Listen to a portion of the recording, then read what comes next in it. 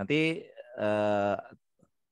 tekniknya boleh nanti di tengah-tengah bertanya tentang hal yang kurang jelas, nanti boleh silakan dipertanyakan hal-hal yang kurang jelas. Suara saya sudah oke Pak Haji ya? Sudah terdengar dengan baik? Sudah terdengar? Udah Ustaz. Baik. Ya. Bismillahirrahmanirrahim. Assalamualaikum warahmatullahi wabarakatuh. Innal hamdalillah wassalatu wassalamu ala Rasulillah Sayyidina Muhammad ibni Abdillah wa ala alihi wa ashabihi wa mawalah la hawla wa la quwwata illa billah. Rabbi shrah li sadri wa yassir li amri wahlul 'uqdatam min lisani yafqahu qawli. Saudara-saudaraku sekalian, kaum muslimin wal muslimat, khususnya di pagi hari ini Bapak Haji Rubianto yang berpartisipasi dalam kegiatan kita dalam rangka menambah pemahaman, pengetahuan tentang keislaman yang insya Allah dengan pemahaman yang luar biasa tentang ajaran agama Islam ini akan membuat kita semakin dekat dengan Allah Subhanahu wa Ta'ala. Pada pagi hari ini, kitab yang akan kita coba kupas adalah kitab Ihya Ulumuddin. Kitab yang sangat luar biasa yang dikarang oleh ulama besar yang kita kenal dengan Imam Al-Ghazali. Jadi beliau ini imam yang sangat luar biasa yang merupakan aset bagi umat Islam dengan karya-karya beliau yang harus kita jaga, kita upayakan agar hasil karya beliau ini menjadi sesuatu pembelajaran bagi kita. Sedikit tentang sejarah singkat Al-Ghazali. Jadi nama lengkap beliau adalah Muhammad bin Muhammad bin Ahmad. Ya, beliau dilahirkan di Stusia, suatu kota di Khurasan pada tahun 450 Hijriah atau bertepatan dengan tahun 1058 Masehi. Jadi beliau ini hampir satu masa dengan Ibn Rushd. Jadi kadang-kadang Ibn Rushd dengan Al-Ghazali ini sempat perang pena, ya, berkaitan dengan pendapat Al-Ghazali terhadap filsafat atau filosof. Jadi ada karya kitabnya Tahafut al-Falasifah. Tapi kemudian karya ini dikritisi atau dijawab kembali oleh Ibn Rushd dengan karyanya Tahafut al-Falasifah. Jadi perang pena atau polemik dari zaman dahulu sudah ada. Tetapi polemik yang dikeluarkan oleh orang-orang yang berilmu tentu hasilnya ilmu. Beda dengan polemik yang dihasilkan oleh orang yang bodoh. Maka kalau orang yang bodoh berpolemik, niscaya yang dihasilkan tidak ilmu, tapi sebuah hal yang sangat mubazir. Baik, sebelum kita memasuki kajian secara menukik ke dalam inti kajian dari kitab Ihya Ulumuddin, ada beberapa hal yang harus kita pahami berkaitan dengan kitab Ihya Ulumuddin ini. Yang pertama adalah bahwa di dalam kitabnya Imam Ghazali membagi kitab ini kepada 4 bagian pembahasan. Jadi di beliau sebut itu ada 4 rubu'. Rubu' itu arti seperempat, 4 bagian. Bagian yang pertama dari setebal sekian ribu halaman itu adalah berkaitan dengan penjelasan masalah ibadah atau peribadatan. Jadi nanti di awal-awal kita akan mendapatkan atau menemukan kajian yang dibahas adalah berkaitan dengan peribadatan. Lalu nanti di bagian atau seperempat yang kedua adalah membahas tentang pekerjaan sehari-hari atau kebiasaan. Nanti pula akan dijelaskan. Kemudian bagian perempat yang ketiga adalah tentang perbuatan yang membinasakan atau rubu al-muhlikat. Dan bagian yang keempat adalah berkaitan pembahasan dengan perbuatan yang menyelamatkan atau rubu al-munjiyat. Nah, untuk lebih jelasnya nanti, jadi ketika kita membahas tentang bagian ibadah, itu ada 10 pasal yang dibahas. Ada yang dibahas tentang kitab ilmu, kitab kaidah i'tiqad atau akidah. Jadi akidah pun beliau bahas di sini. Kemudian ada kitab rahasia atau hikmah bersuci, kitab hikmah salat, hikmah zakat, hikmah syiyam, hikmah haji, kemudian kitab adab kesopanan membaca Al-Quran, kitab zikir dan doa, dan yang ke-10 dari bagian atau perempat yang pertama masalah ibadah adalah kitab tentang tartib wirid dan masing-masing waktunya. Nah ini luar biasa. Lalu di rubuk yang kedua tentang pekerjaan sehari-hari pun ada 10 pembahasan atau 10 kitab. Kitab makan, kitab adab makan, adab perkawinan, hukum berusaha atau bekerja ada di sini. Tentang kitab halal dan haram, kemudian kitab adab berteman dan bergaul dengan berbagai golongan manusia. Ini sangat penting nih yang kelima nih. Dalam kondisi sekarang ini, kita harus paham bagaimana etika atau adab bergaul dengan berbagai macam jenis dan berbagai macam kelompok atau ras manusia. Kemudian ada kitab uzlah. Uzlah itu mengasingkan diri. Kemudian ada kitab adab bermusafir atau berjalan jauh. Kemudian kitab mendengar dan merasa. Kitab amar ma'ruf nahi munkar. Dan yang ke-10 adalah kitab adab kehidupan dan budi pekerti akhlak Nabi. Masya Allah. Luar biasa. Nah, di rubuk yang ketiga ada 10 pembahasan juga, 10 kitab. Yang pertama adalah tentang menguraikan keajaiban hati. Lalu latihan jiwa. Lalu bahaya hawa nafsu perut dan kemaluan. Ini perlu sekali di zaman penuh dengan korupsi ini nih. Bahaya hawa nafsu perut dan kemaluan. Kemudian ada bahaya lidah, bahaya marah, dendam dan dengki. Kemudian bahaya tercelanya dunia, tercelanya harta dan kikir, sifat suka kemegahan dan cari muka, kemudian sifat takabur, tercelanya sifat takabur dan herani diri. Kemudian kitab tercernya sifat tertipu dengan kesenangan duniawi. Nah ini makanya nanti ada juhud ya. Maka dijelaskan oleh Imam Ghazali bahwa kehidupan dunia ini mata'ul gurur. Nah itu dijelaskan oleh Allah Subhanahu wa taala dalam Al-Qur'an. Kemudian yang terakhir di rubuk yang keempat tentang masalah sesuatu yang melepaskan atau menyelamatkan, ada taubat, sabar syukur, takut dan harap, fakir dan zuhud, tauhid dan tawakal, cinta kasih rindu jinak hati dan rela, kemudian kitab niat benar dan ikhlas, kemudian muraqabah dan menghitung amalan. Yang ke-9 kita memikirkan hal diri atau tafakur, dan yang paling penutup adalah berkaitan dengan kitab ingin mati. Nah ini sebagai gambaran tentang nanti kajian insya Allah, mudah-mudahan Allah Subhanahu wa taala beri kemudahan, panjang umur kita dalam keadaan sehat walafiat dan taat kepadanya. Kita bisa merampungkan 4 perempat yang dibagi oleh Imam Ghazali sehingga semuanya tuntas kita mampu bahas secara baik dan sesuai dengan keinginan dari pengarang kitab Ihya Ulumuddin yaitu Imam Ghazali. Baik, kita memasuki kepada kitab yang berkaitan yang pertama tadi. Jadi hal-hal yang berkaitan dengan masalah peribadahan. Masalah peribadahan ini dimulai dengan ilmu. Nah ini. Jadi bahasan pertama ketika kita memasuki kitab Ihya Ulumuddin ada berbicara tentang ilmu. Jadi hari ini Pak Haji kita berbicara tentang ilmu beserta dengan berbagai macam aspek yang menunjang dari ilmu itu.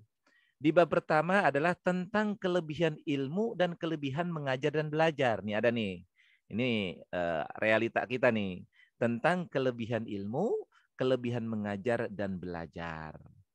Nah, tentang kelebihan ilmu ini, Imam Ghazali kemudian yang pertama dikemukakan oleh beliau adalah dalil-dalilnya. Dalil dari Al-Quran ada di dalam firman Allah Subhanahu wa taala surat Ali Imran ayat yang ke-18. Ali Imran surat keberapa Pak Haji? Surat ke-3. Surat ketiga di mana Allah Subhanahu wa taala berfirman, A'udzubillahi minasyaitonirrajim. Syahidallahu annahu la ilaha illahu wal malaikatu wa ulul ilmi qa'iman bil qist. Jadi Allah mengakui bahwa sesungguhnya tidak ada Tuhan selain daripadanya, dan malaikat-malaikat mengakui, dan orang-orang berilmu yang tegak dengan keadilan. Nah ini dalil yang pertama berkaitan dengan ilmu adalah surat ketiga, surat Ali Imran ayat 18. Maka kita bisa melihat betapa Allah Subhanahu wa taala memulai dengan dirinya sendiri di dalam ayat yang tadi dan menduai dengan malaikat dan menigai dengan ahli ilmu. Jadi Allah, malaikat, dan ahli ilmu. Cukuplah bagi kita ini pertanda kemuliaan dan kelebihan serta kejelasan dan ketinggian orang-orang yang berilmu. Jadi luar biasa nih. Kata Imam Ghazali ketika melihat surat Ali Imran ayat 18, maka beliau memiliki pendapat bahwa sungguh luar biasanya posisi orang yang berilmu, di mana posisinya ada dalam posisi ketiga, yaitu setelah Allah, malaikat, dan orang-orang yang berilmu. Luar biasa ya Pak Haji ya. Jadi kalau Pak Haji punya ilmu, ternyata luar biasa. Posisinya ketiga, Allah, malaikat, dan orang yang berilmu. Mudah-mudahan kita termasuk di dalamnya orang yang memiliki ilmu yang bermanfaat. Karena banyak ilmu juga, tapi orang yang banyak ilmu nggak bermanfaat. Nah, mudah-mudahan kita memiliki ilmu yang bermanfaat. Maka kemudian dalil yang berikutnya tentang kaitan ilmu adalah Allah Subhanahu wa taala di dalam surat Al-Mujadalah ya, ayat ke-11 Allah berfirman, "Yarfa'illahu alladhina amanu minkum walladhina utul ilma darajat." Nah, Allah menjelaskan, diangkat oleh Allah Subhanahu wa taala orang-orang yang beriman daripada kamu dan orang-orang yang diberi ilmu dengan beberapa tingkat. Nah, artinya apa? Ternyata orang yang berilmu landasannya pun harus iman dulu. Kalau kita lihat surat Mujadalah. Jadi harus iman dulu, karena ilmu tanpa iman itu tidak akan memiliki kualitas yang terbaik di hadapan Allah Subhanahu wa taala. Allah tidak akan mengangkat derajatnya ketika iman tidak dimiliki oleh orang yang berilmu. Maka di sini disandingkan. Jadi Allah diangkat oleh Allah orang-orang yang beriman di antara kamu dan orang-orang yang diberi ilmu. Jadi ini sebenarnya nggak bisa dipisahkan nih. Jadi orang iman yang memiliki ilmu, maka insya Allah dia akan diangkat derajatnya oleh Allah Subhanahu wa taala. Tapi banyak orang juga ada ilmunya tapi nggak beriman. Justru ini akan kemudian ketika dia salah untuk melakukan dengan ilmunya kerusakan di muka bumi ini, maka bukan mendapatkan kemuliaan, tetapi sebaliknya dia akan mendapatkan kehinaan dari Allah Subhanahu wa taala. Nah, kemudian Ibnu Abbas radhiyallahu anhu mengatakan untuk ulama beberapa tingkat di atas orangmu, minimal dengan 700 tingkat tingginya. Antara dua tingkat itu jaraknya sampai 500 tahun perjalanan. Masya Allah. Jadi Allah mengangkat orang yang beriman dan berilmu beberapa derajat.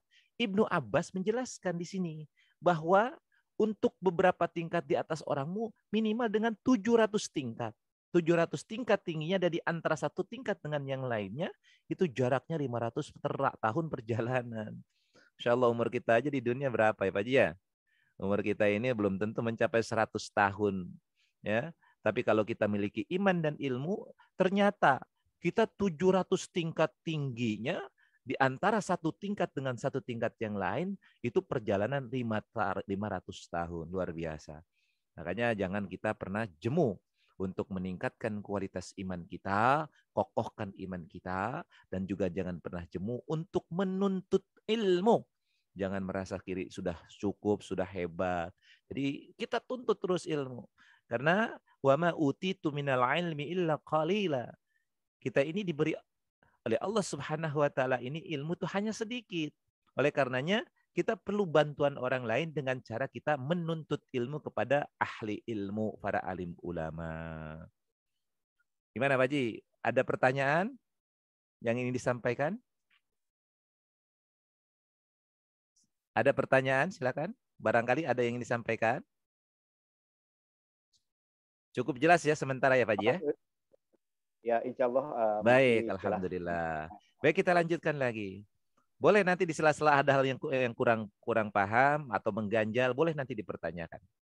Kemudian berkaitan dengan ayat dengan ilmu tadi itu, Allah Subhanahu wa taala berfirman di dalam surat Az-Zumar. Ya, surat Az-Zumar.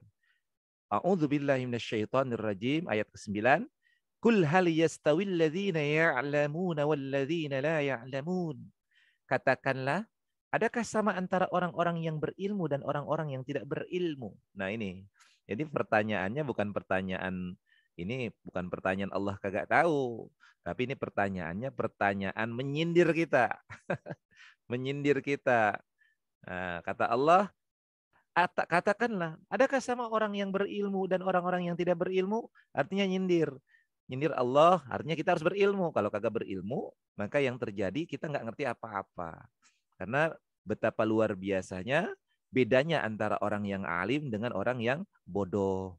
Ya, kalau kita bodoh saja, maaf saja, kita kagak tahu masalah komputer aja kan, rusak dikit kita kelabakan ya Pak Haji. Kalau orang alim kan enak kita orang yang berilmu. Nah, kalau orang tanpa ilmu amal kan sama aja amal itu adalah sia-sia. Kemudian Allah Subhanahu wa taala berfirman, "Innama yahsyallaha min ibadihil ulama'u." Jadi kalimatnya, sesungguhnya yang takut akan Allah daripada hamba-hambanya ialah ulama, ahli ilmu. Jadi kalau ada ulama, itu seharusnya dia paling takut sama Allah. Jadi kalau orang ngaku ulama, masih nggak takut sama Allah, ini bukan ulama nih. Ya kan zaman sekarang ada orang yang gelarnya kiai, katanya sekolah pesantren, tapi dia nggak takut sama Allah gitu. Bahkan dia berani menentang Allah dan orang-orang yang beriman. Berani mengatakan yang batil itu hak, yang hak itu batil. Ini kan kadang-kadang kita menilai kehidupan ini kan gampang dengan ukuran takaran Allah. Contohnya kita ada orang ngaku-ngaku berilmu ulama. Kita lihat benar nggak tuh? Dia takut nggak sama Allah? Kalau dia nggak takut dengan Allah dan hukum-hukumnya serta ketetapannya, itu omongannya omongan bohong. Jadi jangan kita tertipu dengan casingnya yang ngaku-ngaku kelihatan atau melihat-lihat kepada kita, menampilkan kepada kita dengan tampilan-tampilan orang alim. Jadi orang alim itu atau ulama itu adalah orang yang paling takut kepada Allah Subhanahu wa taala dalam ucapannya, dalam perbuatannya. Dia tidak akan mengucapkan sesuatu kecuali ucapan itu benar dan tidak akan melakukan sesuatu kecuali apa yang dilakukan itu adalah benar. Benar itu dalam ukuran takaran Allah Subhanahu wa taala. Jadi benarnya itu jangan dalam ukuran manusia, tapi kebenaran itu al-haqqu mir rabbik, kebenaran itu datang dari Allah Subhanahu wa taala. Jadi dalam kehidupan ini kalau orang ngomong saya benar itu nggak ada ujung pangkalnya, Pak Haji. Kayak misalnya kita sedang berkasus di kasus pidana kah atau perdata kah, kan orang-orang rata-rata mengatakan saya benar. Tapi yang paling benar itu adalah ada ketetapan ukurannya. Dan ketetapan kebenaran yang paling hakiki, yang kebenarannya adalah mutlak, adalah kebenaran yang datang dari Allah Subhanahu wa ta'ala. Maka ini yang harus kita pahami. Kemudian Allah Subhanahu wa ta'ala menjelaskan di dalam surat Ar-Ra'd ayat 43. Kul kafa billahi syahidan baini wa bainakum wa man indahu ilmul kitab. Katakanlah, cukuplah Allah menjadi saksi antara aku dan kamu dan orang-orang yang padanya ada pengetahuan tentang Al-Quran. Nah ini Faji, kenapa kita berdoa? Saya menganjurkan doa. Allahumma faqihni fid din wa alimnil Quran. Ya, itu yang salah satu tujuan kita mudah-mudahan. Cukuplah Allah menjadi saksi antara aku dan kamu dan orang-orang yang padanya ada pengetahuan tentang Al-Quran. Jadi makanya luar biasa nih. Artinya orang-orang kita nih, orang-orang yang sudah dalam kehidupannya kita disaksikan oleh Allah sebagai orang yang benar. Kemudian kita disaksikan oleh manusia, orang-orang yang berilmu bahwa kita orang yang benar, maka insya Allah kebahagiaan dunia akhirat akan kita mampu wujudkan, kita raih. Kemudian di dalam ayat lain, ini banyak ayat sebagai dalil Pak Haji tentang ilmu tadi. Jadi Allah Subhanahu wa taala menegaskan kembali di dalam surat An-Naml ayat 40. Ini Imam Ghazali memang sangat luar biasa. Qala alladzi indahu ilmun minal kitabi ana atika bi. Ini ingat nggak di dalam surat apa? Ini di dalam surat apa Pak Haji? Surat An-Naml berbicara tentang masalah berkatalah orang yang mempunyai pengetahuan tentang kitab, aku sanggup membawanya kepada engkau. Nah, ini surat berkaitan tentang cerita Nabi Yusuf yang menawarkan siapa yang mampu mendatangkan singgasana Ratu Balqis. Nah, di situ kan orang yang diberikan ilmu, dia mendatangkan singgasana Ratu Balqis dalam hitungan kedipan mata. Kalau yang jin ifrit itu, ya jin ifrit, jin yang pintar itu, yang luar biasa, katanya di dalam ringkup kejinannya, dia kan hanya mampu mendatangkan ketika seorang berdiri bangun lagi. Jadi lebih panjang kalau orang yang memiliki pengetahuan, memiliki ilmu, ya, maka dia mendatangkan singgasana itu dalam hitungan kedipan mata. Jadi artinya luar biasa tuh Haji. Ya, dengan mengedip saja itu singgasana sudah pindah. Kalau kita mengedip yang ada bukannya singgah Haji. Kedip mata malah nggak jadi-jadi kalau kita. Kalau orang yang berilmu dengan kedipan mata aja itu bisa sampai tuh Ratu Balkis singgasananya, ya. Jadi ini bukan main-main. Kita harus percaya dengan adanya ilmu-ilmu laduni, ilmu-ilmu yang sesuatu yang tidak diketahui kecuali oleh Allah dan orang-orang yang dispesialkan gitu loh. Jadi kalau kepada nabi dan rasul itu mungkin wahyu, mukjizat ya. Mungkin kepada orang-orang selain nabi dan rasul adalah karamah.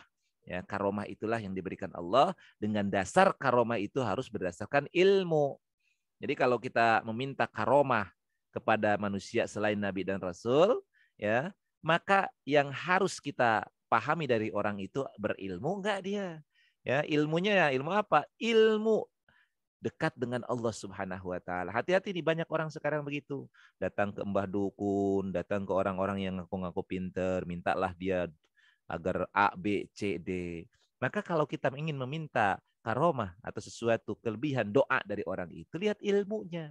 Sejauh mana dia memiliki ilmu dan akhlaknya. Tentunya ilmu tidak bisa terlepas dari akhlak. Karena semakin tinggi ilmu seseorang, akhlaknya akan semakin bagus. Ilmu padi lah kata orang mah. Jadi semakin berisi, semakin menunduk. Tapi kalau ada orang yang memiliki ilmu semakin dia ngedengak ke atas, berarti itu ilmunya kosong melompong, Pak. Ya. Jadi kalau ada orang yang ngaku-ngaku, wah saya pinter tapi tegak sombong, itu nggak ada ilmunya itu orang kayak gitu. Orang yang berilmu, dia harus semakin tunduk dan tawadhu, semakin dia merendahkan hati dan dirinya, terutama di hadapan Allah Subhanahu wa taala. Kemudian Allah Subhanahu wa taala berfirman, "Wa qala alladziina utul 'ilma wailakum tsawabullahi khairul liman amana wa 'amila shalihan." Ini Allah Subhanahu wa taala berfirman dalam surat Al-Qasas ayat 80. Berkatalah orang-orang yang berpengetahuan, malang nasibmu, pahala dari Allah lebih baik untuk orang-orang yang beriman dan mengerjakan perbuatan baik. Jadi ini nih yang harus kita proklamirkan kepada para penguasa, penguasa-penguasa yang backgroundnya adalah ulama katanya nih. Katakan nih, nah, ajukan ayat surat Al-Qasas ayat 80. Berkatalah orang-orang yang berpengetahuan, malang nasibmu, pahala dari Allah lebih baik untuk orang-orang yang beriman dan mengerjakan perbuatan baik. Artinya apa yang si dunia ini kan ya paling beberapa saat kita menikmati ya dunia, tapi yang paling kita harapkan adalah ridhonya Allah Subhanahu wa taala. Ayat ini menjelaskan bahwa tingginya kedudukan di akhirat diketahui dengan ilmu pengetahuan. Jadi bisa dikatakan ilmu pengetahuan dan ilmu agama. Tapi di dalam ini kitabnya Al-Ghazali mengatakan bahwa tingginya kedudukan di akhirat diketahui dengan ilmu pengetahuan. Ini bisa menjadi sebuah penelitian, tahqiq, ya, penelitian. Benar nggak ilmu pengetahuan itu sesuai dengan ilmu agama? Apakah ilmu agama harus mengikuti ilmu pengetahuan? Lah, yang harus mengikuti itu ilmu pengetahuan harus mengikuti agama. Jadi jangan dibalik tuh. Ada orang yang membalikin agama mengikuti ilmu pengetahuan. Itu salah itu.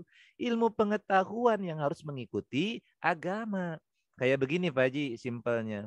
Yang harus diikuti itu ukuran kepala apa ukuran peci. Apa kepala ngikutin peci? Kan nggak mungkin gitu kan. Peci nomor 5. Kepala nomor 6. Apa kita paksa-paksa untuk kepala jadi nomor 5? Kan nggak mungkin. Nah itu nggak boleh begitu tuh. Jadi ilmu pengetahuan itu harus mengikuti ilmu agama atau mengikuti agama. Ya, kalau ilmu pengetahuan berdasarkan atau sesuai dengan nilai-nilai keagamaan, maka kemaslahatannya itu insya Allah maslahat dunia wal akhirah. Tapi kalau ilmu pengetahuan tidak berdasarkan dari ilmu agama atau bahkan bertentangan dengan agama, maka yang terjadi adalah kemafsadatan, kerusakan.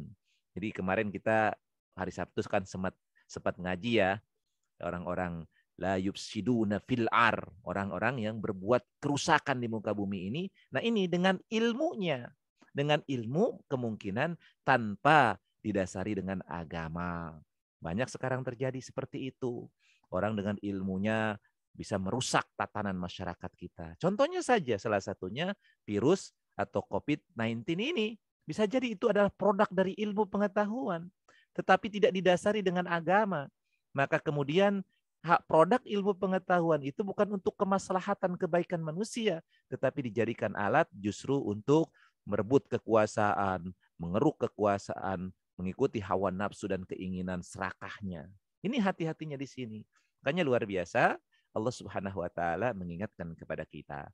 Kemudian pada ayat lain lagi disebutkan, ini agak banyak nih beliau mengeluarkan dalil Al-Quran. Jadi hampir seluruh dalil-dalil Al-Quran yang berkaitan dengan ilmu, Imam Ghazali nukilkan di dalam kitabnya. Tapi nggak apa-apa, nanti sampai akhir selesai dalil Al-Quran baru kita coba tren buka tanya jawab. A'udzubillahi minasyaitonirrajim wa tilkal amsalu nadhribuha linnas wa ma ya'qiluha illal 'alimun. Ini dalam surat Al-Ankabut ayat 43. Contoh-contoh itu kami buat untuk manusia dan tidak ada yang mengerti kecuali orang-orang yang berilmu. Yaitu contoh-contoh itu diantaranya ada Al-Ankabut, laba-laba. Di antaranya yang kemarin sempat kita berkaitan dengan Innallaha la yastahyi ayyadriba mathalan ma ba'udah. Nah, kemarin kita sempat kaji itu. Jadi al-ba'udah, ya, nyamuk itu pun salah satu dari perumpamaan yang Allah berikan kepada kita. Maka dijelaskan di sini contoh-contoh atau perumpamaan-perumpamaan yang disebutkan oleh Allah Subhanahu wa taala dalam Al-Qur'an itu Allah buat untuk manusia dan tidak ada yang mengerti kecuali orang-orang yang berilmu. Nah, itu. Berilmu itu artinya dia agamanya kuat, memikirkan, melakukan penelitian, mengkaji, kemudian menyerahkan, memasrahkan diri kepada Allah Subhanahu wa taala, menyusun secara sistematis hasil temuannya dengan tetap bertawakal kepada Allah, maka insya Allah ini akan ngerti nih tentang nyamuk kah, tentang virus kah, tentang berbagai macam hal yang diciptakan Allah Subhanahu wa taala. Karena tidak ada sesuatu pun yang diciptakan oleh Allah Subhanahu wa taala kecuali semua sudah tercatat di Lauhil Mahfuz. Tidak ada sesuatu pun yang diciptakan oleh Allah Subhanahu wa taala makhluk itu adalah makhluk yang sia-sia. Semuanya pasti akan ada manfaat yang bisa kita ambil hikmah di dalamnya. Kemudian Allah Subhanahu wa taala berfirman berkaitan dengan ilmu. Walau radduhu ila rasuli wa ila ulil amri minhum la'alimahu alladhina yastanbitunahu minhum. Allah menjelaskan, kalau mereka kembalikan kepada Rasul dan orang-orang yang berkuasa di antara mereka, niscaya orang-orang yang memperhatikan itu akan dapat mengetahui yang sebenarnya. Nah, ayat ini menerangkan bahwa untuk menentukan hukum dari segala kejadian adalah terserah kepada pemahaman mereka dan dihubungkan tingkat mereka dengan tingkat nabi-nabi dalam hal menyingkap hukum Allah. Jadi inilah tiap orang itu ketika memandang sebuah objek akan berbeda persepsinya. Tergantung dia sudut pandangnya. Nanti Allah akan memberikan pemahaman bermacam ragam terhadap orang-orang yang melihat sisi itu. Contohnya saja seperti ini. Ketika kita ada objek di depan mata kita nih Pak Haji, contohnya saja, misalnya kita melihat benda taruhlah misalnya mobil. Ketika orang memandang dari depan, kita tanya, coba kau definisikan mobil dari depan matamu. Maka dia akan mendefinisikan berdasarkan apa yang tampak di indera oleh matanya. Ketika orang disuruh untuk mendefinisikan di samping kiri, di samping kanan, di samping belakang, maka dia akan mendefinisikan objek itu sesuai dengan apa yang di inderanya. Nah, ini yang dimaknai begitu. Seorang dokter ketika disuruh meneliti sebuah objek akan beda menjelaskannya dengan seorang pakar hukum. Ya, akan berbeda menjelaskannya. Seorang ulama, seorang ahli tafsir ketika melihat sesuatu objek, maka dia akan berbeda dengan ahli tasawuf mensikapinya. Itu yang terjadi seperti itu. Nah, Allah memberikan, Allah menyingkap, Allah membukakan kasyaf yang terjadi, yang ada pada orang-orang itu. Jadi jangan aneh kalau orang kok berbeda-beda dalam memahami bahkan mensikapi sebuah objek atau sebuah perkara. Inilah Allah punya rahasia, Allah punya ketetapan. Kemudian, dan ada yang menafsirkan tentang firman Allah, ya bani Adama, qad anzalna alaikum libasa yuwari sawatikum warisha walibasut taqwa. Artinya, wahai anak Adam, sesungguhnya kami telah turunkan kepadamu pakaian yang menutup anggota kelaminmu dan bulu dan pakaian ketakwaan. Jadi ini adalah dengan tafsiran bahwa pakaian itu maksudnya adalah ilmu, bulu itu maksudnya yakin, dan pakaian ketakwaan itu maksudnya malu. Ini ayat nih dalam surat Al-A'raf ayat 26. Ya Bani Adam, wahai anak Adam, qad anzalna alaikum, sungguh kami telah menurunkan kepadamu libasa yuwari sauatikum. Nah, libasa di sini adalah berkaitan dengan pakaian dari keseluruhan itu. Warisa. Jadi yuwari sauatikum warisa, yang menutup anggota kelaminmu. Jadi kalimatnya warisya, warisya ini berkaitan dengan bulu. Sauatikum. Sauatikum menutupi kamu, kemaluannya. Warisya adalah bulu. Jadi yang dikatakan di sini dijelaskan yang dimaksud dengan pakaian itu adalah ilmu, yang dimaksud dengan bulu itu adalah yakin, dan yang dimaksud dengan pakaian ketakwaan itu adalah malu. Jadi orang yang berilmu harus yakin dan memiliki rasa malu. Jadi itu simpelnya begitu tuh dalam ayat atau dalam surat Al-A'raf ayat 26. Mana ada pertanyaan Pak Ji? Silakan. Ada yang ingin disampaikan sebelum kita lanjutkan kepada dalil Al-Quran berikutnya. Ustadz, tadi yang sebelum surat Al-A'raf 26 tuh surat apa ya Ustadz? Yang nomor 8 Ustadz. Sebelum surat Al-A'raf. Ya. Di sini sebelum surat Al-A'raf surat An-Nisa ayat 83. An-Nisa 83. Kalau mereka ayat bunyinya walau rudduhu ilar rasul wa ila ulil amri minhum la'alimahu alladhina yastanbitunahu minhum. Kalau mereka kembalikan kepada Rasul dan orang-orang yang berkuasa di antara mereka, niscaya orang-orang yang memperhatikan itu akan dapat mengetahui yang sebenarnya. Jadi kalau punya perkara, maka kita kembalikan kepada Rasul, kepada Rasulullah. Artinya dulu ketika Rasulullah ada, maka semua perkara itu, semua permasalahan dikembalikan kepada Rasulullah untuk mencari solusinya.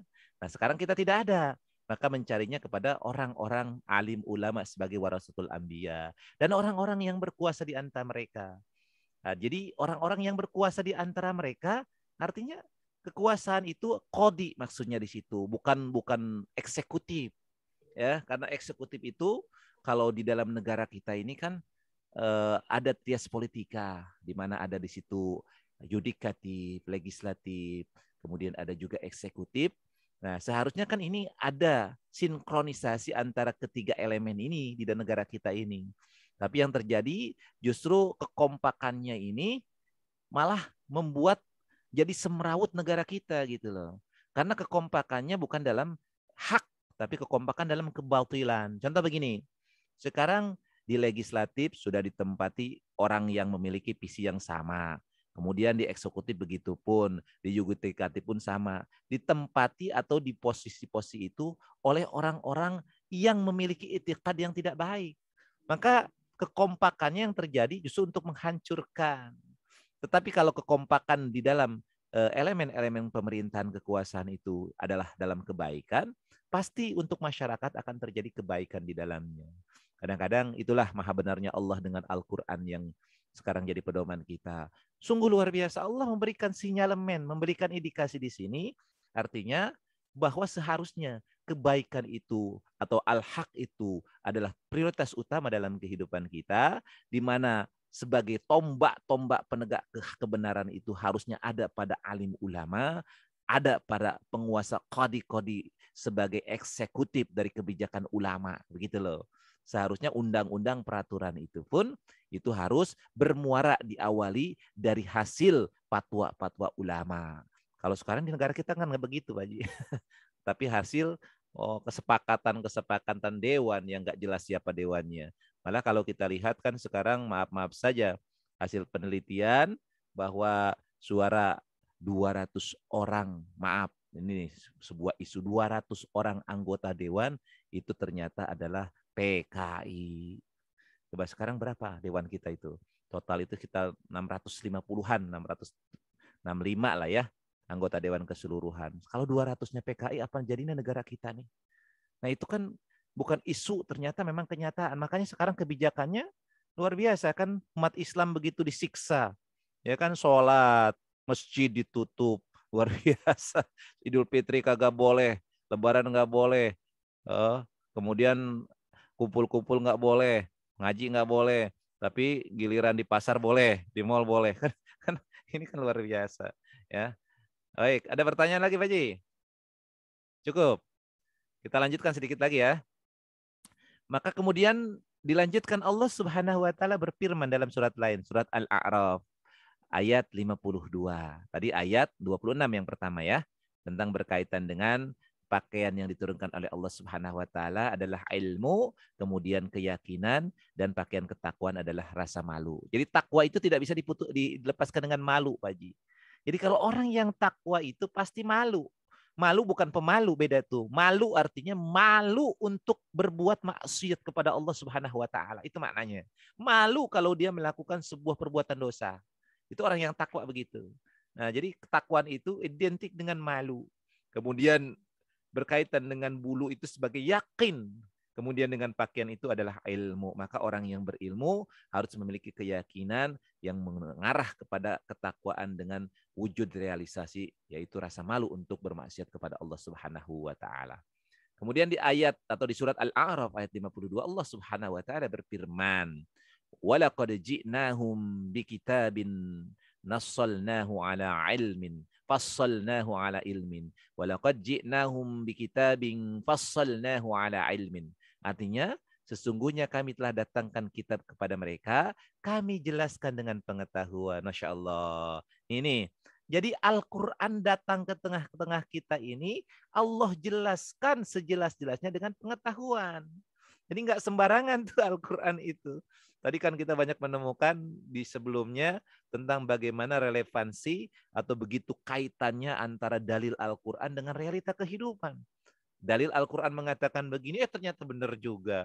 Nah itu kan, maka ini dipertegas. Sesungguhnya kami telah datangkan kitab kepada mereka, kami jelaskan dengan pengetahuan. Al-kitab bimanu ahwal Al-Quran. Untuk kita zaman sekarang. Mungkin kalau dulu kenapa dikatakan kitab?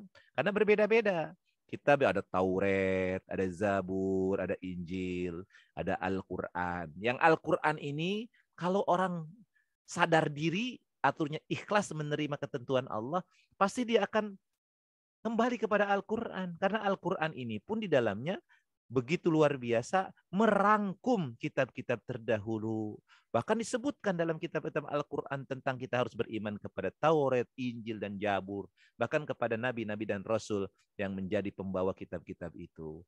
Ya, luar biasa nih Al-Quran. Jadi kalau ada orang mengatakan Al-Quran itu nggak sesuai dengan pengetahuan dan ilmu, wah ini orang nggak ngerti betapa Al-Quran ini luar biasa. Dan banyak buktinya tentang ilmu pengetahuan, tentang alam semesta. Al-Quran sudah berbicara tentang itu. Tentang masalah bumi, matahari. Allah sudah berbicara jauh-jauh sebelum para ahli itu mengupakan sebuah teori. Kan Barat itu kan baru berkembang pada tahun 1500 Masehi. Sebelum-sebelumnya kan yang berkembang kan Islam. Nah, Barat ini kan baru 500 tahun dia mendominasi kehidupan dunia ini kan. Sebelum-sebelumnya kan dunia ini dikuasai oleh umat Islam. Tapi umat Islam ini ya terlena dengan syahwatud dunia. Gara-gara dia digoda oleh setan dan tergoda dengan kelazatud dunia, maka kemudian ilmu-ilmu itu sekarang diambil alih, diaku-akuin oleh para pakar-pakar Barat. Ini kan luar biasa, ya. Nah, kita lihat lanjut lagi. Allah Subhanahu wa taala berfirman di surat yang lain, surat Al-A'raf ayat 7, "Falanaqussanna 'alaihim bi'ilmin." Sesungguhnya akan kami ceritakan kepada mereka menurut pengetahuan. Pada ayat lain Allah Subhanahu wa taala dalam surat Al-Ankabut ayat 49, "Bal huwa ayatun bayyinatun fi suduril ladzina utul 'ilma." Bahkan Al-Quran itu adalah bukti-bukti yang jelas di dalam dada mereka yang diberi pengetahuan. Masya Allah. Jadi orang-orang yang diberi pengetahuan itu ada di dalam hatinya itu Al-Quran. Ya, jadi orang yang diberikan pengetahuan itu menjadikan Al-Quran sebagai dasar dia untuk melakukan penelitian, pengkajian berkaitan dengan apa yang didapatkan realita dalam kehidupannya. Jadi kalau kita sudah paham tentang Al-Quran, maka hidup ini enak dengan Al-Quran. Makanya way of life. Jadi way of life itu jangan Pancasila. Pancasila ya boleh-boleh saja sebagai salah satu bentuk hasil karya bangsa kita. yang pada dasarnya itu tidak bertentangan dengan Al-Quran. Pancasila itu Al-Quran. Pancasila itu adalah nilai-nilai Al-Quran yang dipegang oleh bangsa Indonesia. Tidak ada satupun dari nilai Pancasila atau dari butir Pancasila itu, bahkan dari sila-silanya, yang bertentangan dengan Al-Quran. Jadi pada dasarnya Pancasila Al-Quran.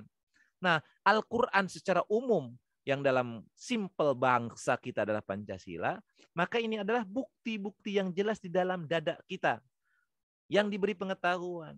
Jadi kalau orang tidak diberikan pengetahuan, menganggapnya sia-sialah apa yang dihasilkan oleh para founding farm negara kita ini. Kemudian ayat lain Allah Subhanahu wa taala berfirman dalam surat Ar-Rahman, "Khalaqal insana 'allamahul bayan."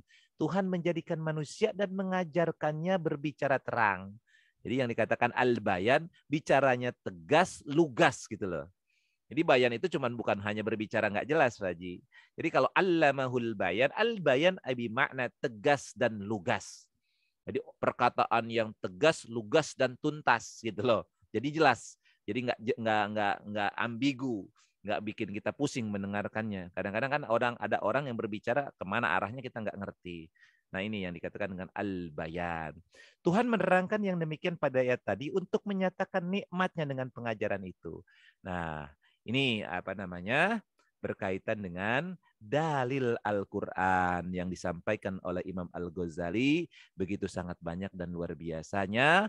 Beliau menyampaikan dalil-dalil Al-Quran yang berkaitan dengan ilmu yang bisa kita pahami begitu luar biasanya, di mana ilmu itu bermuara dari wahyu, dari ketetapan Allah.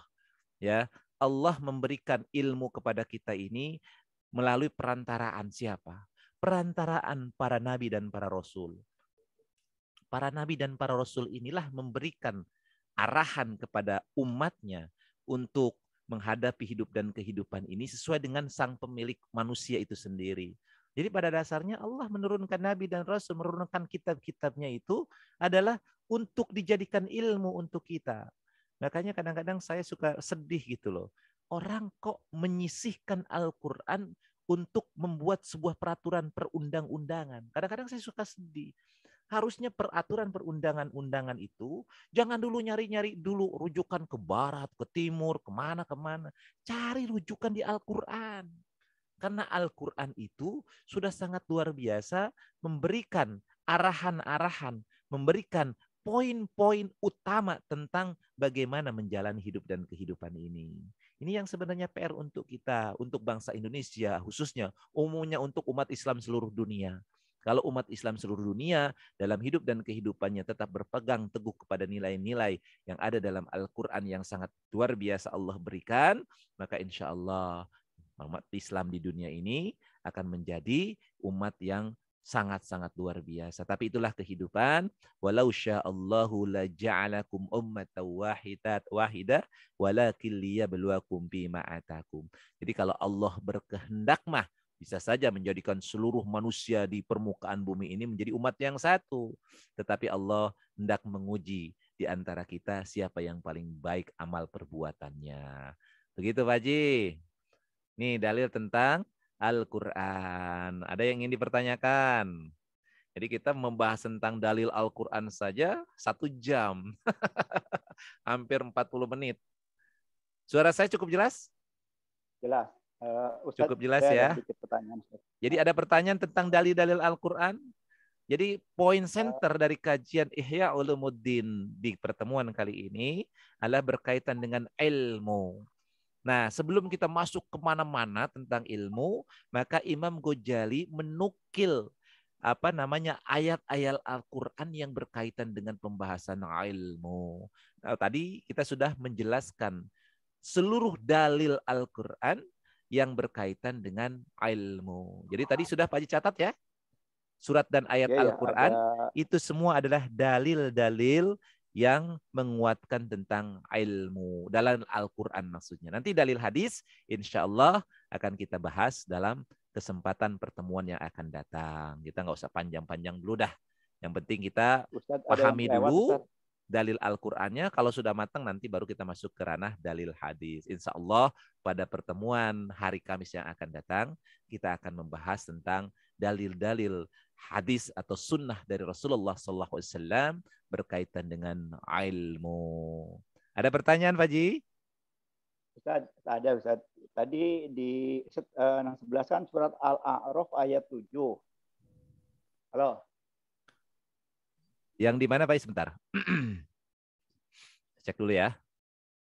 Coba bacakan, Pak Ji, ayatnya. Ayatnya sudah dibacakan? Tadi yang belum. Yang 11 tadi Al-A'raf ayat 7. Selanjutnya yang ke-12 nih Al-Ankabut ayat berapa ya? 9 Oh, apa Ustaz ya? Al-Ankabut. Ya, Al-Ankabut ayat 49. Oh, Ya, 49. ayatnya bal huwa ayatum bayyinatum fi suduril ladina utul ilma. Jadi Al-Quran ini adalah bukti-bukti yang jelas di dalam dada mereka yang diberi pengetahuan. Masya Allah. Jadi orang-orang yang diberi pengetahuan oleh Allah Subhanahu wa Ta'ala ini menjadikan Al-Quran ini, wah iya benar. Ternyata apa yang dicantum dalam Al-Quran ini adalah sesuai dengan apa yang diteliti dalam kaitan dengan ilmu pengetahuannya. Jadi dalilnya kurang lebih seperti itu. Berkaitan dengan betapa Allah luar biasanya menurunkan kitab Al-Quran kepada kita untuk menjadi pedoman dalam hidup dan kehidupan kita. Jadi mudah-mudahan kita cinta kepada Al-Quran. Makanya saya doa kita itu begitu Pak Haji. Allahumma fakihni fid dini wa allimnil Quran. Karena senter Al-Quran ini menjadi senter utama untuk kebahagiaan kita dunia wal akhirat. Insya Allah dengan kita mengkaji, memahami, dan mengamalkan Al-Quran, berarti kita mengarah kepada tujuan hidup kita utama, yaitu untuk mendapatkan ridho Allah Subhanahu wa Ta'ala. Ada lagi pertanyaan yang berkaitan dengan yang lain? Tadi yang berikutnya 14 itu Ar-Rahman ayat berapa ya? Surat Ar-Rahman. Surat Ar-Rahman itu surat yang pertama. Surat yang pertama. Maksud saya surat awal dari surat Ar-Rahman ayat ketiga dan keempat. Ar-Rahman Allamal Quran. Tuh 1, 2. Khalaqal insan Allamahul bayan. Nah, Allamahul bayan. Allah menciptakan manusia dan mengajarkannya berbicara terang. Maka kalimat berbicara terang ini kita memohon kepada Allah dengan ilmunya Allah Subhanahu wa Ta'ala agar kita mampu berbicara secara fasohah, artinya secara jelas. Jadi kalau bicara itu harus jelas. Jelas fasohah itu kalimat yang simpel adalah kulil haq walau kana muran. Itu kalimatnya begitu tuh Pak Haji. Mengatakan yang hak, walaupun kadang-kadang kita mengatakan yang hak itu menyakitkan diri kita, menyakitkan hati kita. Kita harus mengatakan itu. Itu yang dikatakan allamahul bayan. Mengajarkan kepada kita, ya Allah ajarkanlah kepada kami al-bayan. Kami mampu berbicara dengan jelas, dengan tugas, dengan lugas, dengan hak. Begitu kalimatnya. Nah ini kan kajian surat Ar-Rahman. Nanti untuk lebih jelasnya nanti kita akan masuk di dalam tafsir. Nanti saya akan kombinasikan tafsirnya. Bukan hanya Ibnu Katsir, nanti ada tafsir Qurtubi masuk. Kita bahas, kita sentil sedikit. Kemudian At-Tabari juga nanti akan kita masukkan di dalamnya. Di dalam pertemuan insya Allah pada bab tentang kajian ilmu tafsir atau tentang berkaitan tafsir Al-Quranul Karim. Ada yang ingin disampaikan? Satu lagi Ustaz. Ya. Ini Ustaz, ini kan kaitannya dengan ilmu. Ke mayoritas kita kan beribadah itu apa? Ya bukan apa namanya, bukan taklid ya, tapi kadang-kadang mengikut. Contohnya, namanya kita jamaah tuh kebanyakan tuh melakukan sholat dan zakat itu nggak tertulis, Ustaz. Diajarin cara sholat tuh begini, cara puasa tuh begini, ya kan? Yang dimaksud ilmu itu apa harus kita paham dalilnya atau bagaimana Ustaz? Baik. Antara pengetahuan dan ilmu ini kan beda. Di dalam dalil-dalil tadi ada kalimat ilmu, ada kalimat pengetahuan. Bisa sedikit dicerna ya. Jadi di dalam dalil-dalil tadi itu kita mendapatkan istilah dalam Al-Qur'an ada ilmu, ada pengetahuan. Ya, bisa dicatat tadi ya. Ada ilmu, ada pengetahuan. Kalau pengetahuan itu adalah sesuatu yang diketahui. Diketahui bisa oleh individu, oleh bisa kelompok masyarakat. Tapi pengetahuan ini belum tentu bisa diamalkan atau bisa ditemui dengan orang lain yang berbeda, begitu. Contohnya begini, kita mengetahui dalam zikir kita mengalami dalam zikir kita, betapa nikmatnya berzikir itu seolah-olah kita sedang berhadapan dengan Allah Subhanahu wa taala. Tapi pengetahuan ini, pengalaman personal pribadi yang didapati oleh indera-indera yang diberikan Allah kepada kita, belum tentu bisa didapatkan oleh orang lain. Ya, begitu kalimatnya. Jadi pengetahuan hanya sebatas tahu. Berbeda dengan ilmu.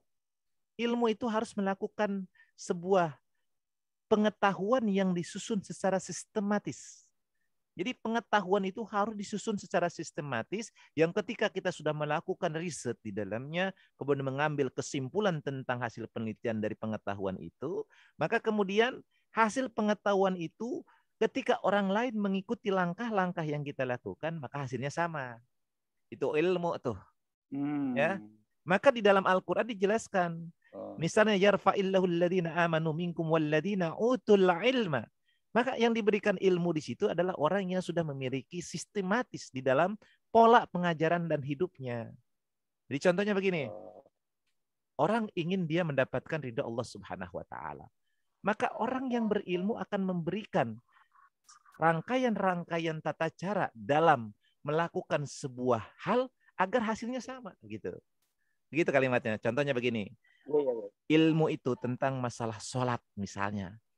Maka sholat itu ketika seseorang yang ahli ilmu memberikan tentang bagaimana kita agar mendapatkan sholat kita khusyuk dan agar kita mendapatkan lazat di dalam sholat, maka dia memberikan tata cara bagaimana pelaksanaan dari apa yang seharusnya dalam sholat itu. Misalnya harus melahirkan kehusyuan di dalamnya, antara ucapan dan perbuatan harus penuh dengan tumanina. Nah, itu akan melahirkan betapa lazatun di dalam melaksanakan sholat. Itu disebut ilmu. Jadi ilmu itu dengan hasil yang sama, dengan pola yang sama, maka dia hasilnya akan sama. Dan bisa dilakukan oleh siapapun. Jadi kalau orang hanya dia saja yang melakukan, bukan ilmu, tapi sekedar pengetahuan. Jadi misalnya ada orang membengkokkan besi, tapi orang lain kagak bisa, hanya dia doang. Dia bukan ilmu tuh. Itu harus pengetahuan doang. Dia harus mampu mengajarkan kepada orang lain dengan cara yang sama, hasilnya sama. Barulah dia disebut dengan ilmu. Nah, di dalam Al-Quran, ayat tentang pengetahuan dan ilmu itu disebutkan begitu gamblang. Dan kedua-duanya ini ada korelasi dan relevansinya. Ingat, ada korelasi dan relevansinya. Karena pengetahuan itu bermuara kepada sensasi yang ada pada indera-indera kita. Pengetahuan itu kan didapati dengan mata kita, dengan telinga kita dengar pendengaran, dengan hati kita. Ingat tuh, fi qulubihim maradun fazadahumullahu marada walahum adzabun adim bima kanu yakdimun. Ada lagi, Allah akan khatamallahu ala qulubihim wa ala sam'ihim wa ala absarihim. 3 unsur tuh. 3 unsur indera yang merupakan pintu pengetahuan. Ada absar, ada sama pendengaran, ada qulub. Maka ketika Allah tutup, ketika sumber pengetahuan, akan menjadi orang yang bodoh. Tuh korelasinya. Tetapi kalau indera-indera itu kita buka untuk mendapatkan pengetahuan yang benar, pengetahuan benar itu pun harus didapatkan dengan pengamalan yang benar, Pak Haji. Jadi hati-hati nih. Orang punya pengetahuan, tapi dia mengamalkan dalam jejak langkah hidupnya tidak benar, maka dia dapatkan bukan pengetahuan yang benar. Contoh begini, kalau orang hidupnya hanya di dalam dunia maksiat misalnya, dia hanya dapatkan hidupnya di melihat yang dosa dan maksiat, maka pengetahuan yang didapatkannya itu hanya kemaksiatan. Dan dia akan mendorong atau mengarahkan hidupnya kepada kemaksiatan, kepada setan. Tapi kalau orang dalam hidupnya, dia bergaul dengan alim ulama, bergaul dengan orang-orang soleh, bergaul dengan orang-orang yang baik, maka panca indera yang diberikan Allah kepadanya, dia akan memvisualisasikan atau menyaring semua apa yang didapatkan oleh inderanya dan menghasilkan pengetahuan yang baik. Yang nanti pengetahuan itu di kemudian hari bisa menjadi ilmu. Bisa menjadi ilmu ketika orang mempraktekkan apa yang kita dapatkan dan hasilnya sama. Begitu. Makanya kalau orang ingin punya ilmu, dimulai dengan pengetahuannya yang baik. Kalau pengetahuannya yang baik, dengan ruang lingkup lingkungan yang baik, di tengah-tengah masyarakat yang baik, di tengah-tengah orang yang baik, guru-guru yang baik, maka akan menghasilkan hasil yang baik. Coba kita lihat sejarah para alim ulama kita. Orang-orang cerdas pandai kita. Di antaranya Al-Ghazali. Imam Al-Ghazali gimana ruang lingkup semenjak dininya. Beliau diasuh di dalam bidang tasawuf. Ketika ayahandanya wafat, dia dititipkan kepada ahli tasawuf. Luar biasa, dididik dia. Dididik dalam bidang tasawuf, dididik dalam bidang fikih, dididik dalam bidang filsafat. Dengan orang-orang yang baik semuanya. Maka ketika besar beliau menjadi orang yang baik. Makanya Pak Haji, kalau kita punya anak, hati-hati memilihkan lingkungan.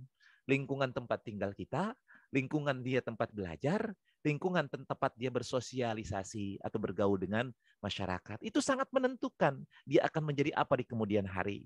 Makanya jangan main-main tuh dengan tempat tinggal. Jangan main-main juga dengan teman anak-anak kita. Harus selektif tuh. Jangan sampai anak-anak kita salah gaul. Karena kalau kita punya anak berteman dengan anak yang tidak baik, maka bisa menjadi bahkan ketidakbaikan itu menular kepada anak kita. Jadi seharusnya bangsa kita ini menampilkan 3 hal tadi itu. Jadi membuat lingkungan yang baik, membuat keluarga yang baik, membuat masyarakat yang baik, membuat negara yang baik, maka insya Allah negara itu akan menjadi negara masyarakat yang baik. Tapi kalau ditampilkan di tengah masyarakat yang tidak baik, ya masyarakat akan menjadi tidak baik. Nah tadi itu, pengetahuan didapatkan dari nilai-nilai yang ada yang baik dalam kehidupannya, yang kemudian diindra oleh panca indera pendengaran, penglihatan, hati, kemudian dia akan melahirkan pengetahuan di dalam hidupnya, yang suatu ketika dia akan diteliti, dikaji, dan akhirnya menjadi ilmu, di mana ilmu itu ketika orang lain mengamalkan dengan cara yang sama, maka insya Allah hasilnya yang sama. Hasil yang diharapkan adalah bahwa akan bermanfaat bagi umat manusia, seluruh manusia, dan endingnya adalah apa yang dilakukan dengan ilmu pengetahuan itu, dengan ilmunya adalah mendapatkan kemuliaan dan ridho Allah Subhanahu wa Ta'ala. Alhamdulillah. Semoga apa yang kita kaji pada pagi hari ini, menjelang siang ini akan bermanfaat bagi kita, menambah keimanan kita kepada Allah Subhanahu wa Ta'ala, menambah keyakinan kita kepada Allah Subhanahu wa Ta'ala, menambah kita pengetahuan tentang nilai-nilai keislaman. Amin ya Allah ya Rabbal Alamin. Terima kasih Pak Haji Rubianto karena sudah bergabung dengan channel dengan apa namanya Zoom saya. Mudah-mudahan kedepannya masih bisa bergabung dengan kajian-kajian yang selanjutnya. Terima kasih, sehat selalu. Semoga senantiasa diberikan keberkahan oleh Allah Subhanahu wa Ta'ala. Salam untuk keluarga. Wassalamualaikum warahmatullahi wabarakatuh. Waalaikumsalam warahmatullahi wabarakatuh.